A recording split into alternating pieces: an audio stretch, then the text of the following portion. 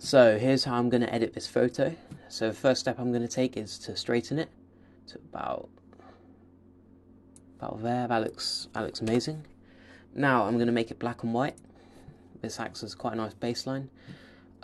It's quite a flat black and white in the sense that the histogram isn't fully stretched out and there's not a lot of information in the highlights. So to change this, I'm going to increase the contrast. And as I do that, you can see the highlights stretching towards the end. I'm just going to keep going to about there, and then I'm going to increase the exposure, and you'll see this really stretches out the histogram.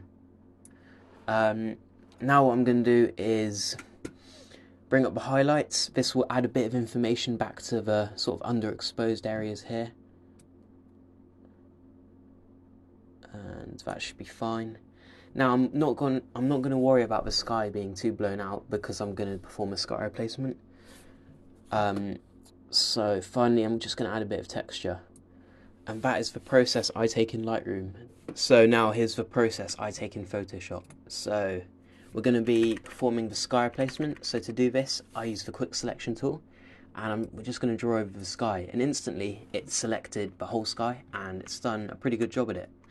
Now I'm just going to clean it up slightly by making sure I'm on the minus, on the plus, on the brush even, sorry. And I'm just going to clean it up slightly. Just making sure it gets all the building, and up here there's a bit. Now that's looking pretty good to me. So we're going to select the inverse here, so the buildings are selected. Then I'm going to mask this out.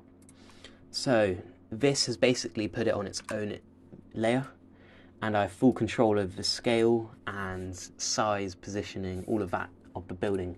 However, I'm going to keep it as it is, as I like the composition with the like walkways and buildings, kind of sort of intersection of lines and all of that. Just, yeah, I don't really know how to describe it. Anyways, now we're going to perform a sky replacement. So to do that, I'm going to select the paint bucket tool, and with this light grey, or not light grey, dark grey applied, that's going to be the colour of the sky, and I like this colour as it contrasts really well against the building and creates a very dramatic and moody photo. So with that selected and making sure my grey, dark grey is on top, I'm going to, on a new layer, just click the screen, and that will apply it to the whole layer.